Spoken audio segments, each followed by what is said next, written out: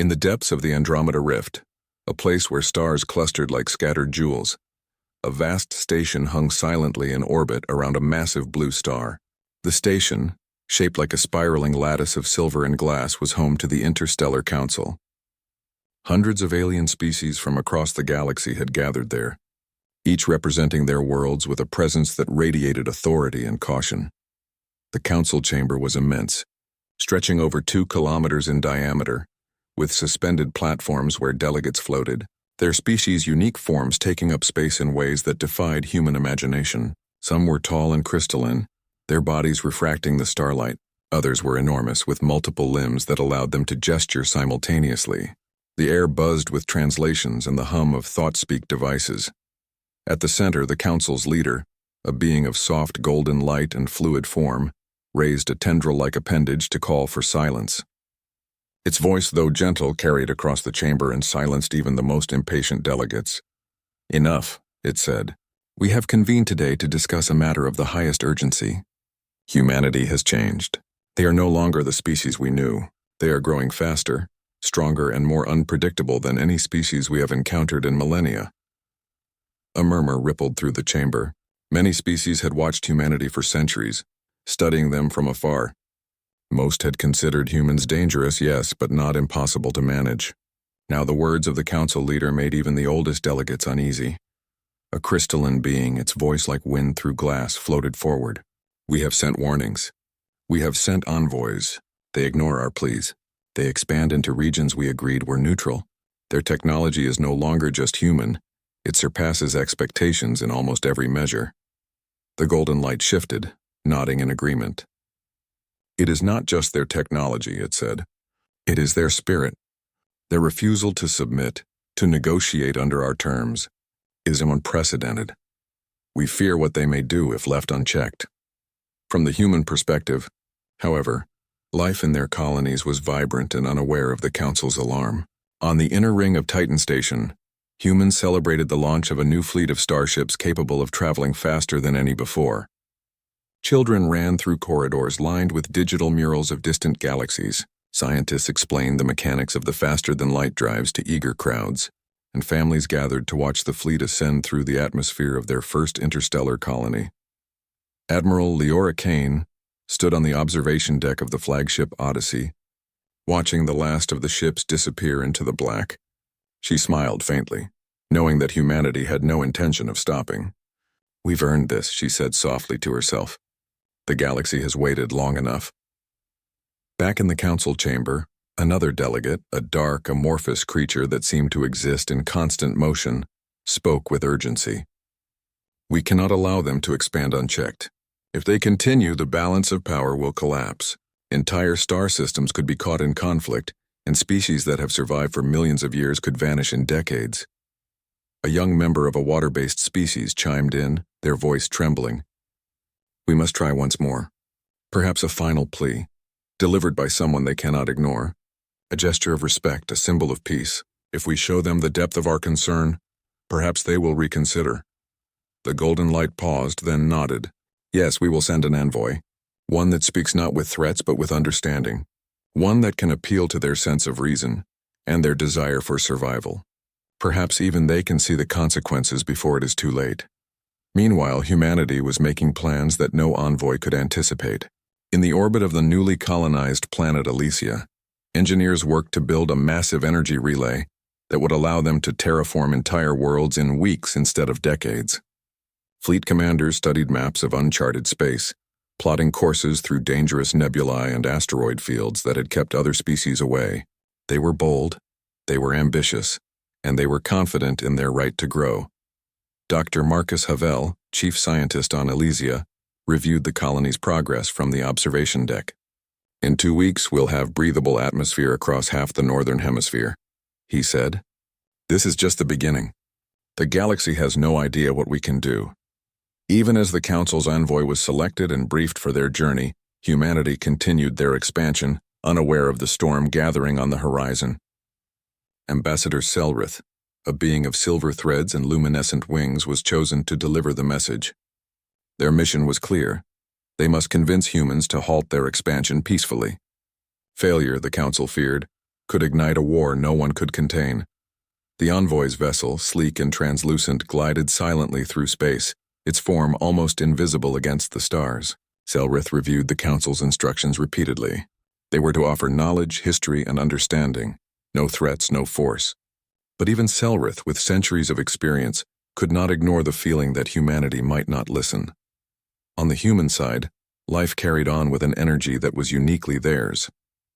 Colonists celebrated technological breakthroughs, children played in zero-gravity parks, and commanders conducted simulated war games for practice, but all in the spirit of preparation, not fear. Humanity thrived on challenge, on testing limits. It was this spirit that made them so dangerous and so fascinating to the Council. When Selrith finally arrived at Elysia, the humans' reaction was polite but distant. The envoy's light-filled form shimmered in the colony's docking bay. "I bring greetings from the Interstellar Council," Selrith began, voice resonating softly yet clearly. "We wish to discuss the future of your expansion." Admiral Kane stepped forward. "We are always willing to discuss the future," she said, her tone calm but firm. "But we do not see any reason to stop building, exploring, or growing. Humanity has waited long enough for permission." Selrith's luminescence dimmed slightly, a subtle sign of concern among their species. "We are not here to command," they said. "We are here to warn. Your actions, if unchecked, may threaten not only your species but countless others. The galaxy has rules that have maintained peace for millennia." Kane's eyes narrowed. "Rules exist for guidance, not to cage us. We understand the consequences of our actions better than anyone, and we will take responsibility for them, but we will not be told to stop." The envoy floated silently, processing the firmness of the human response. Selrith had faced countless species in their lifetime, but the human confidence, blending knowledge, courage, and an almost reckless audacity, was unlike anything they had ever encountered. As the envoy departed, the Council awaited news with bated breath. Selrith's report was succinct but unsettling. Humanity acknowledged the warning, appreciated the concern, but would not comply. The Council's leaders exchanged worried glances. Some whispered that the humans' unpredictability was both terrifying and awe-inspiring. Others feared that this defiance could lead to conflict that might engulf entire sectors. Yet, even in the Council's chambers, a small number of delegates felt a strange admiration for humanity. Their persistence, creativity, and refusal to be restrained reminded them of what it meant to fight for survival. It was a reminder that power was not only in technology or numbers, it was in spirit. As the stars of Elysia sparkled against the backdrop of space, humanity continued their work, unaware of the debate swirling in distant chambers of alien councils. They were explorers, builders, and warriors of knowledge, ready to claim their place among the stars. And somewhere in the shadows of the Andromeda Rift, the Council's leaders whispered to one another, "Humanity is no longer a problem to manage. Humanity is a force the galaxy may not survive if ignored, but perhaps if guided it could change everything." The first steps of a new era were being taken, and the galaxy held its breath. While the Interstellar Council debated humanity's defiance, the human colonies continued their expansion, as if the galaxy itself had no rules. On Elysia, terraformers worked tirelessly to transform barren plains into forests and lakes, while energy collectors harvested the star's radiation to power entire cities. The human spirit, stubborn and relentless, pushed forward with a sense of purpose that no alien council could dictate. Admiral Leora Kane oversaw a fleet preparing to explore a sector beyond the treaty boundaries, a region considered dangerous and untouched for centuries. "This area has never been mapped in full," she explained to her bridge officers. "Nebula storms, asteroid clusters, and rogue satellites have kept every other civilization away. But for humanity, danger is just another challenge." Her second-in-command, Commander Rylan Ortiz, tapped the holographic map, highlighting the safest routes through the asteroid belts. "The Council warned us not to expand here. They might send fleets to stop us, but our technology and tactics are ready. No one can match our speed or adaptability." The human fleet was unlike anything the galaxy had seen. Sleek ships with modular designs could adapt mid-flight, changing roles from transport to warship or research vessel within minutes. Their propulsion systems were silent, making detection difficult for species that relied on conventional sensors. Humanity was fast, bold, and fearless, qualities that unnerved even the most experienced alien observers. Meanwhile, in the council chambers, the discussion grew heated. Some species argued for immediate action, proposing to blockade human colonies with overwhelming force. Others, still hopeful, suggested sending additional envoys or offering technological assistance to persuade humans to cooperate. "The humans do not respond to fear," said a crystalline delegate whose voice chimed like bells. "They do not follow tradition. We cannot contain them with fleets or ultimatums. Their spirit is unlike any species we have studied." A shadowy, amorphous being, always shifting in size and shape, added, "Then perhaps it is not containment that is required, but understanding. If we can learn why they defy us, we may find a way to coexist. But time is short." Back in human space, the fleet launched toward the uncharted sector. Their mission was exploration, but their presence was also a message. Humanity would not be restrained.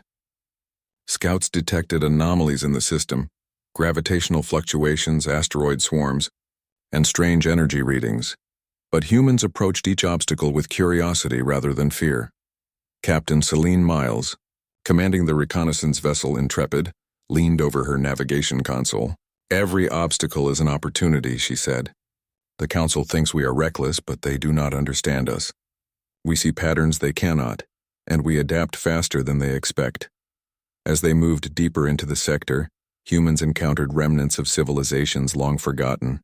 Ancient stations floated silently among debris fields, and derelict ships drifted through space like ghosts. For many species, this would be a sign to retreat, but for humans, it was a treasure trove of knowledge. Dr. Marcus Havel, the chief scientist, scanned the ruins. "These civilizations failed to expand because they feared risk," he explained. "Humans do not fear. We learn, adapt, and grow.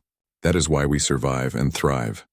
The human fleet established their first outpost in the sector, a combination research station and colony hub.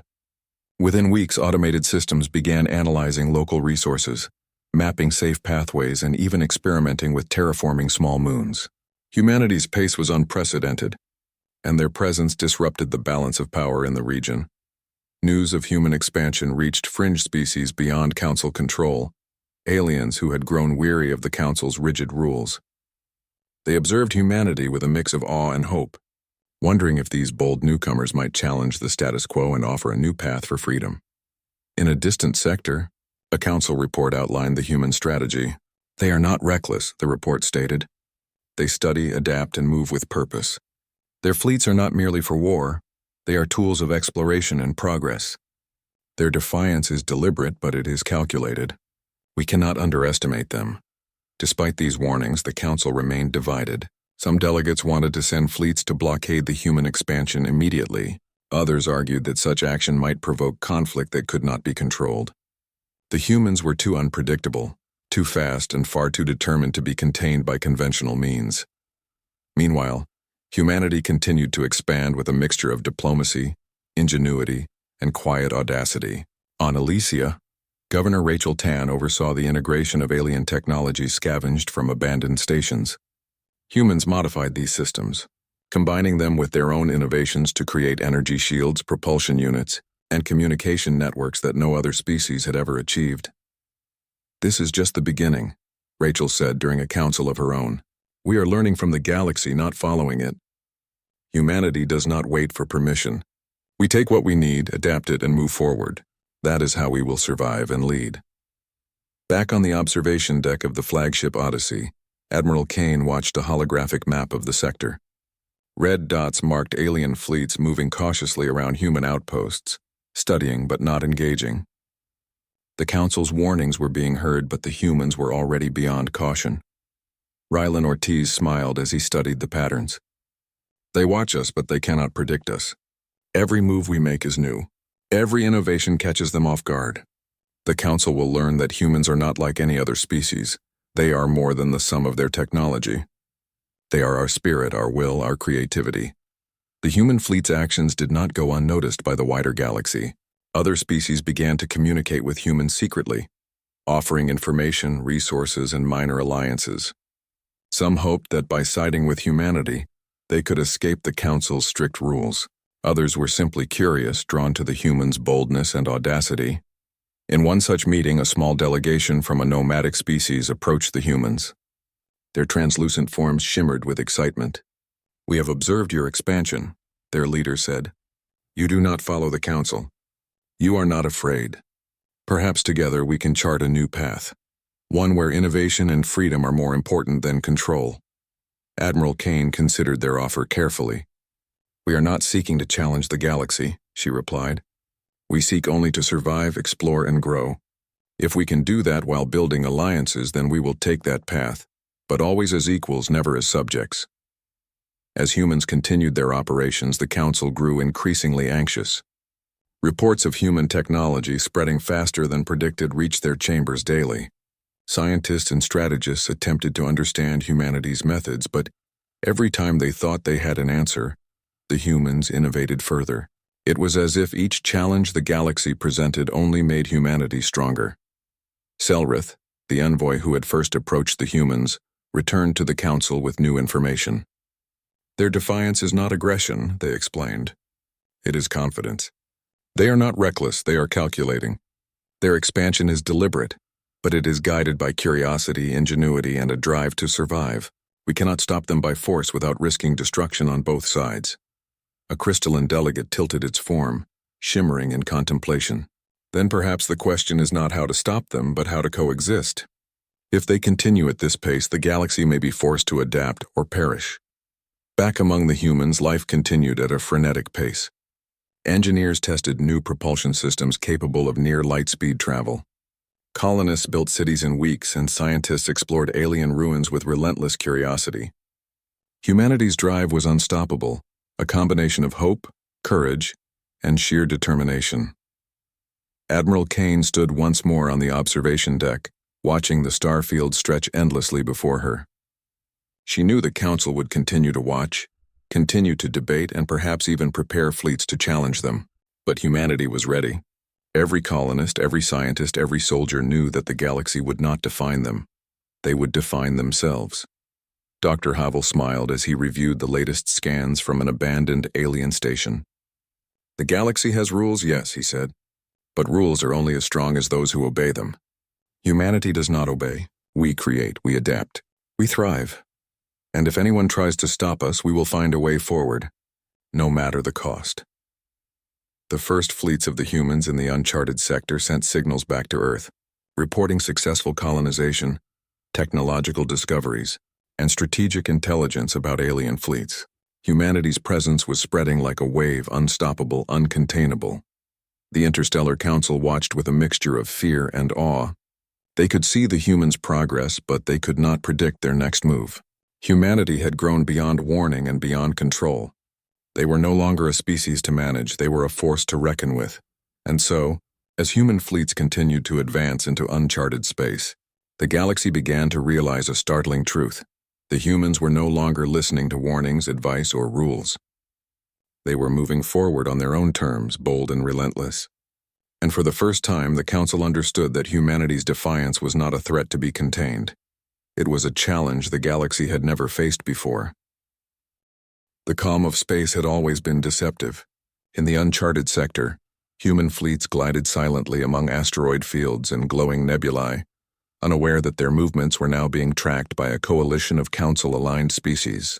The humans' expansion had gone too far to be ignored. Admiral Kane stood on the bridge of the flagship Odyssey, observing her fleet in the holographic map that floated above the deck. Red blips indicated alien ships moving cautiously toward them. "They are testing us," Kane said. "They want to see what we can do before committing to anything larger. Let them. We will show them why humans are not afraid." Commander Ortiz, leaning over the navigation console, studied the approaching formations. "They expect hesitation. They expect fear. But we have already prepared for this. Our ships are faster, our tactics are unpredictable, and our crew is ready for anything." The aliens had underestimated one key aspect of humanity: ingenuity. While most species relied on rigid fleet formations and predictable strategies, humans adapted instantly to every scenario. Their ships could rearrange into attack formations mid-flight, deploy energy shields where none had been, and launch drones capable of independent decision-making. Every obstacle became an opportunity. The first contact occurred near a dense asteroid cluster. Alien ships emerged from the shadows of giant rocks, attempting to block the human fleet. Without warning, human vessels split into smaller groups, weaving through the asteroid field with speed and precision. Lieutenant Sarah Min, piloting one of the reconnaissance ships, shouted over the comms, "They won't see us coming." Her ship darted between rocks, releasing micro-drones that projected decoys. Alien sensors were confused, and several vessels misfired at phantom targets. Admiral Kane watched the battle unfold on the Odyssey's bridge. "Good work," she said. "Keep them guessing. Every move we make teaches them that humans do not follow the rules they understand." The aliens regrouped, attempting a coordinated strike to corner the fleet near a cluster of energy-rich asteroids. But humans anticipated such tactics. Ships pivoted, combining offense and defense in ways the alien commanders had never seen. Energy shields shifted like living armor, absorbing attacks while simultaneously launching countermeasures. Dr. Marcus Havel observed the patterns with fascination. "They think in sequences, but we think in possibilities," he said. "Every maneuver they plan has 5 alternatives we can use against them. This is why humanity thrives, because we do not react. We create solutions in real time." Amid the chaos, a massive alien cruiser tried to ram a human vessel, hoping to disable it. Captain Celine Miles, commanding the Intrepid, executed a daring maneuver. She lured the cruiser into a narrow asteroid pass and activated an energy pulse that temporarily disrupted the alien ship's systems. The cruiser's engines faltered, and it drifted helplessly as human drones disabled its weapons. "This is more than skill," Ortiz said. "This is instinct, creativity, and courage combined." The Council did not anticipate this. The alien fleet began to retreat, recognizing that humanity was not an easy opponent. But even in retreat, the aliens communicated warnings to distant sectors. Humanity was now a force to be feared. They were not just expanding. They were proving that no conventional strategy could predict or contain them. Back at Elysia, Governor Rachel Tan received the report of the skirmish. She smiled, a mix of pride and relief crossing her face. "They wanted to test us," she said. "And they learned that humans are not afraid. We are explorers, yes, but we are also warriors when necessary. This is the difference that will carry us forward." Across the galaxy, the Council convened an emergency session. Selrith, the envoy who had first visited humanity, addressed the chamber. "They have engaged without aggression but with precision," Selrith said. "Their tactics are not reckless. They adapt instantly, exploiting opportunities that no other species would even consider. Humanity is no longer a threat to be contained. They are a problem that must be understood, or they will redefine the galaxy entirely." The crystalline delegate shivered slightly, its form flickering. "I warned them," it said.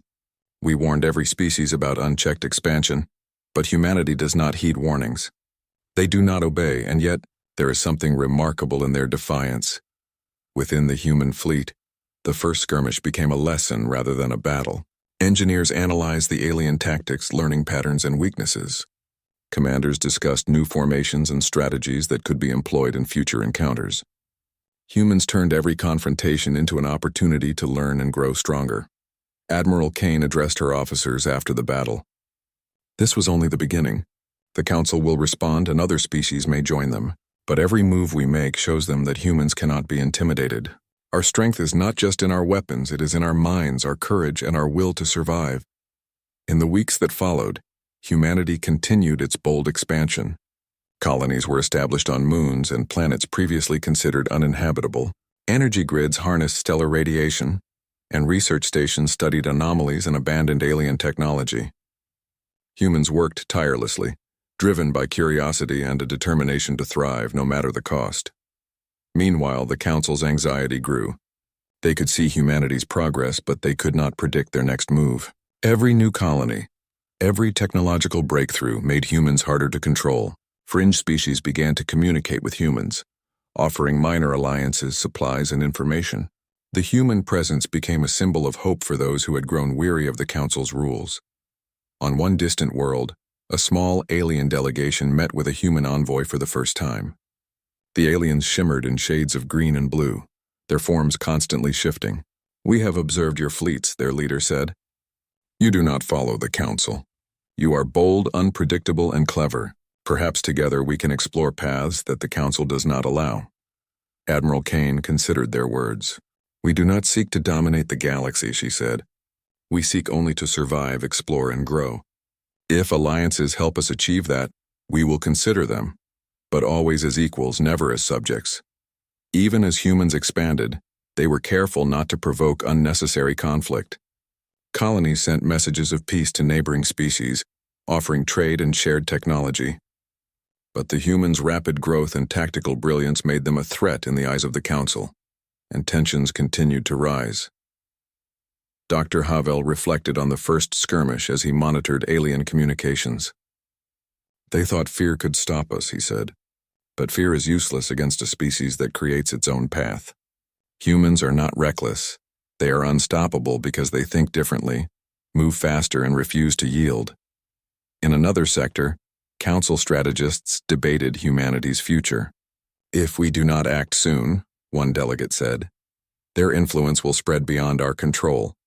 Other species will align with them, not us. They are becoming a symbol of freedom, and that could weaken our authority." Selrith, observing the debate, shook their luminescent form. "We underestimated them," the envoy said quietly. "They are not merely expanding, they are inspiring. Every colony, every victory, every alliance makes them stronger, and the galaxy will have to adapt to them, whether we like it or not." Back in human space, life carried on with relentless energy. Children played in zero-gravity parks, engineers tested new propulsion systems, and scientists explored alien ruins. Humanity's drive was unstoppable, a combination of hope, courage, and sheer determination. Admiral Kane looked at the stars from the Odyssey's observation deck. She knew that the Council would not give up easily. They would watch, they would debate, and they would prepare fleets to challenge humans. But humanity was ready. Every colonist, every scientist, every soldier knew that they would not wait for the galaxy's permission. They would claim their place among the stars on their own terms. The first skirmish had proven humanity's strength, ingenuity, and courage. It was a clear message to the galaxy. Humans would not be contained, intimidated, or underestimated.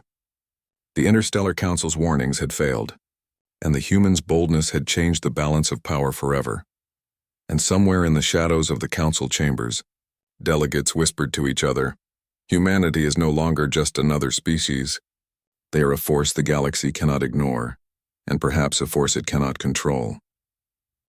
The galaxy was changing. Human colonies had now spread into sectors the Council had long considered untouchable. Each new settlement carried the same energy that had defined humanity for centuries: curiosity, ingenuity, and a refusal to be constrained. For the Council, this was no longer a distant threat. It was a crisis in motion. In the heart of the Andromeda Rift, delegates of the Council gathered again. Selrith, the envoy who had first approached the humans, floated toward the center of the chamber. Their luminescent form pulsed with urgency. "They are not slowing down," Selrith said. "Every week, new colonies, new technologies, new alliances. Humanity adapts faster than any countermeasure we propose. Their expansion is not reckless, it is deliberate, calculated, and unstoppable." A crystalline delegate, its body refracting starlight like fractured glass, responded with a flicker of worry.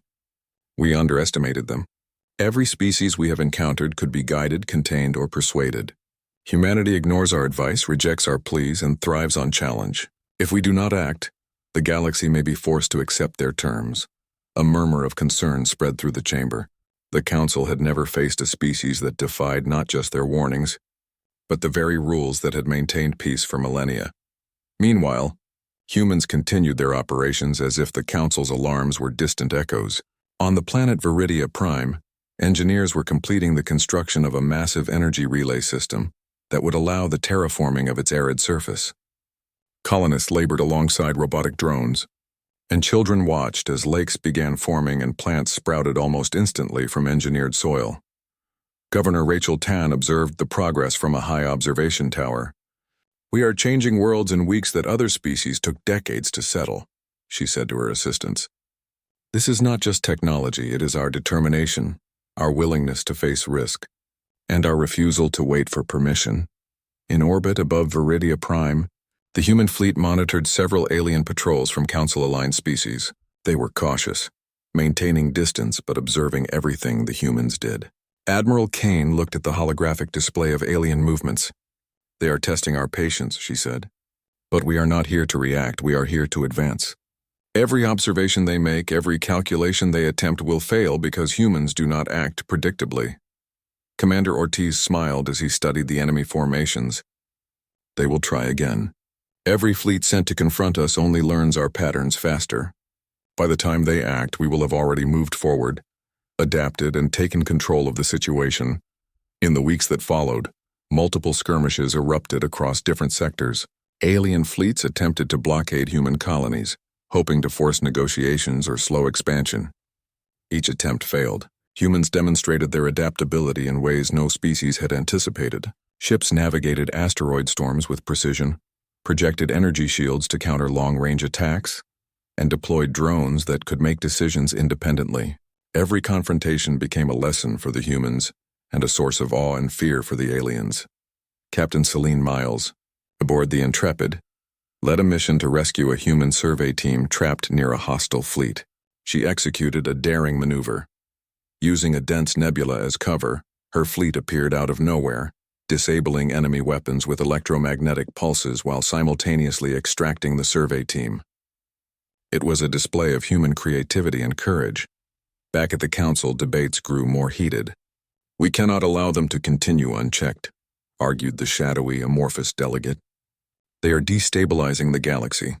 Our authority built over millennia is at risk. We must act decisively or their influence will spread too far to contain." A younger, water-based delegate disagreed. "Perhaps we should consider a different approach. This is not aggression. It is innovation, determination, and a refusal to yield. Humanity is inspiring other species, and if we react with force, we risk creating a galaxy-wide conflict. Perhaps they are showing us a new way to survive, a new model for progress." The Council's divisions slowed decisive action, giving humanity more time to expand. Humans formed alliances with fringe species who had grown weary of the Council's strict rules. These species shared information about Council fleets, energy sources, and hidden regions of space. Humanity's network of knowledge and allies grew rapidly. On the fringes of human-controlled space, humans established a forward research station on a small moon near the edge of a Council-controlled sector. Dr. Marcus Havel led a team studying an abandoned alien outpost. "We are learning faster than any species in history," he said.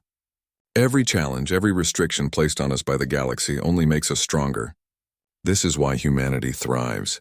We do not see obstacles, we see opportunity." Admiral Kane convened a meeting with her fleet commanders. "The Council will continue to test us," she said. "They will send fleets, attempt negotiations, and use propaganda. But we do not stop. Every move we make teaches them that humans are not predictable, cannot be intimidated, and will never retreat from exploration. This is our strength." Meanwhile, humanity's presence began to influence other civilizations. Fringe species observed human colonies and fleets, noticing their adaptability, courage, and success in overcoming obstacles. Some began questioning the Council's authority, inspired by humans' audacity.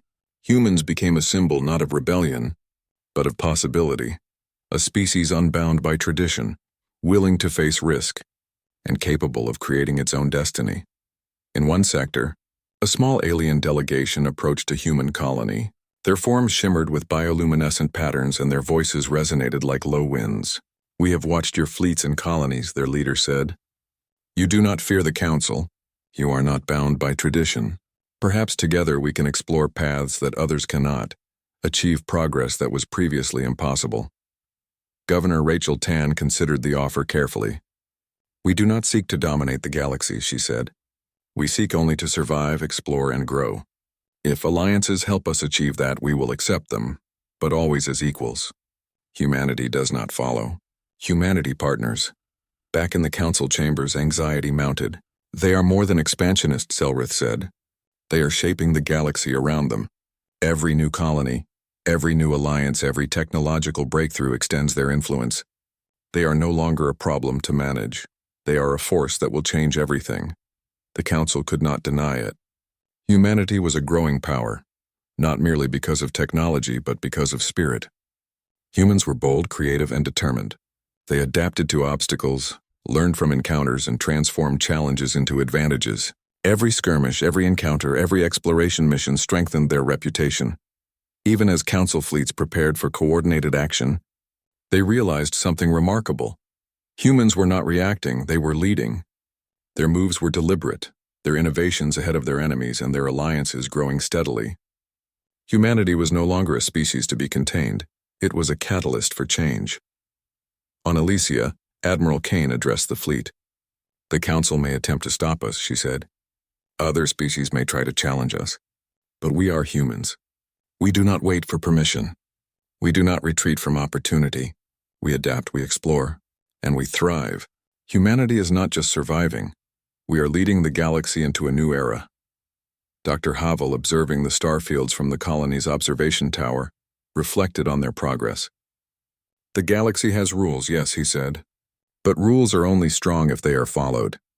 Humanity does not follow. We create, we learn, we survive. And if anyone tries to stop us, they will find that our courage and ingenuity cannot be contained." The humans' bold moves and alliances did not go unnoticed. The Council recognized that a new reality had emerged.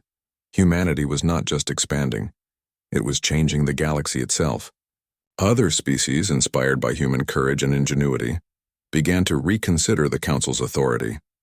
Humanity's influence was spreading faster than anyone had predicted, and as the stars of Viridia Prime glimmered under human terraforming lights, humanity continued to expand, explore, and inspire.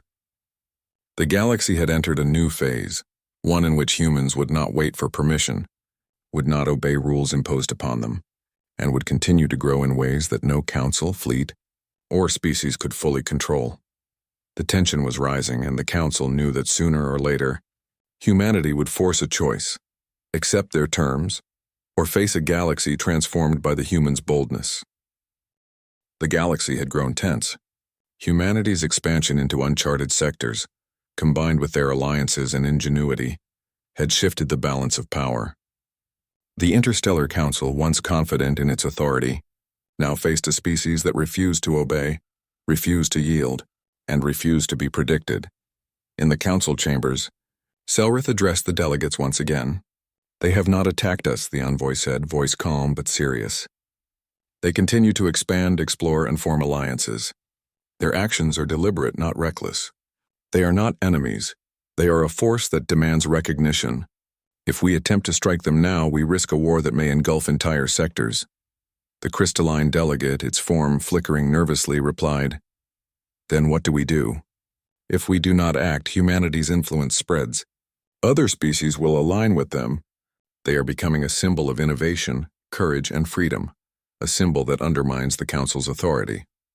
Selrith paused. "Perhaps it is time for the Council to reconsider its approach. Humanity cannot be controlled, only understood. But understanding requires observation, dialogue, and restraint. The question is whether the Council is willing to take that risk." Meanwhile, in human space, Admiral Kane stood on the bridge of the Odyssey, overlooking a massive human fleet assembled near the Arcturus wormhole. This strategic location controlled access to multiple star systems, and humanity had established forward bases on both sides. The fleet was ready for any attempt at blockade or attack, but Kane hoped it would not come to that. Commander Ortiz approached, his expression serious. "The Council may attempt a blockade," he said. "They've observed our growth and they will test our resolve. Are we prepared for their ultimatum?" Kane nodded. "We have been preparing since the first envoy arrived. Humanity does not act out of fear. We act with purpose. Let the Council test us. Every move we make will show them that humans cannot be intimidated." In orbit above a newly terraformed planet, Governor Rachel Tahn watched as energy grids connected cities to powerful stellar collectors. "We have achieved more in a decade than many species could in centuries," she said. "And yet we do not stop. Humanity is not content with survival. We are reaching for more. We are defining our place in the galaxy." As expected, the Council issued its ultimatum. A transmission appeared across human communication channels, formal, stern, and demanding. Humanity must halt all expansion into Council-controlled sectors, cease alliances with fringe species, and submit to Council oversight or face consequences. Admiral Kane convened the fleet's officers. "They are giving us a choice," she said. We can comply or we can stand. Humanity has always chosen to stand. We do not fear consequences. We act for survival, for exploration, and for the right to create our future. Commander Ortiz leaned over the holographic display. They underestimate one thing. We do not fight only to win. We fight to survive, to explore, and to grow. That is why humanity is unstoppable. The first Council fleets approached the Arcturus wormhole, intending to enforce the ultimatum. Their ships were massive, sleek, and armed with powerful weapons. They expected humans to hesitate, to retreat under the threat of overwhelming force, but humanity did not hesitate. Captain Celine Miles led a reconnaissance fleet, weaving through asteroid fields and nebulae to study the approaching Council forces. They think in patterns, she said. We think in possibilities. Every move they make, we have already considered 5 ways to counter. Humanity adapts faster than any strategy they can plan. As the Council fleets moved closer, humans employed tactics that combined technology and ingenuity. Ships deployed decoys, shifted energy shields in real time, and used stealth fields to hide from enemy sensors. Drones operated autonomously, responding to threats faster than any alien fleet could anticipate. The Council's commanders were stunned. Humanity was not only resisting, they were innovating in real time.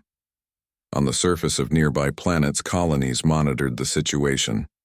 Scientists, engineers, and civilians watched the holographic displays as human fleets maneuvered with precision.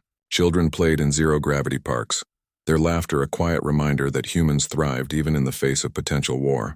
Humanity's courage was not only in their ships or weapons, it was in their spirit. Dr. Marcus Havel analyzed the fleet's movements with admiration. The Council expected fear, he said.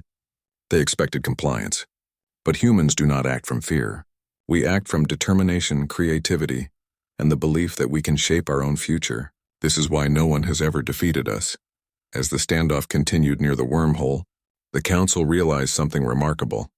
Humanity was no longer a species to negotiate with. They were a force that would shape the galaxy. Some factions within the Council began questioning the old ways of centralized control. If humans could act independently with courage and ingenuity, perhaps other species could too. Selrith observed the events from a Council viewing station, luminescence pulsing with awe. We have underestimated them for centuries, the envoy said. They are not reckless, they are not violent without cause, and they are not afraid. Humanity has changed the galaxy by refusing to be constrained. Back in the human fleet, Kane addressed her officers once more. The Council will test us. They will try to force compliance. But humanity does not yield. Every move we make, every colony we establish, every alliance we form, demonstrates our strength. We are not merely surviving. We are defining what it means to be human in the galaxy.